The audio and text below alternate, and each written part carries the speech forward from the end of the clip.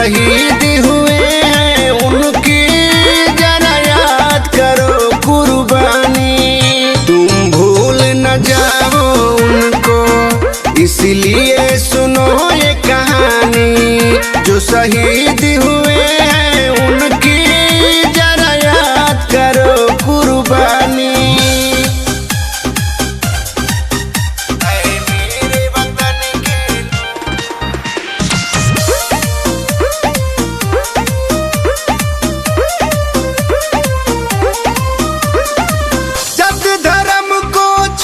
सभी ने देश को अपना रतन बनाया, बहुत लोगों ने जान गंवा के इस झंडे को कफन बनाया।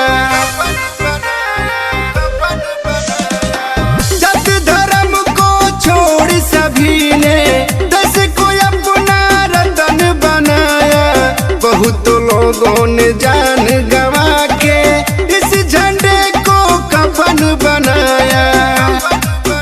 जाके पढ़ लो तो उनकी कहानी। आए मेरे वतन के लोगों जरा आँख में भर लो पानी। जो शहीद हुए हैं उनकी जरा याद करो कुर्बानी। तुम भूल न जाओ उनको, इसलिए सुनो ये कहानी। जो शहीद हुए हैं उनकी जरा याद करो कुर्बानी। मेरे वतन के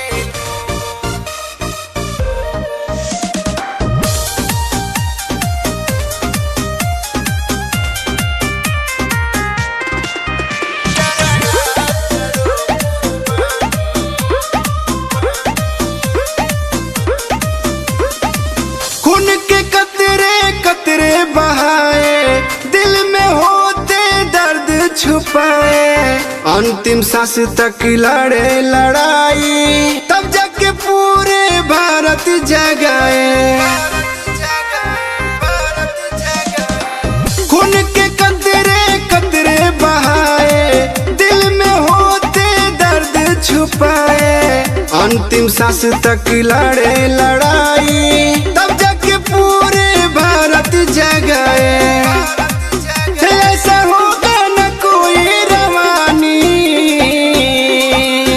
अरे मेरे वतन के लोगों जरा आँख में भर लो पानी।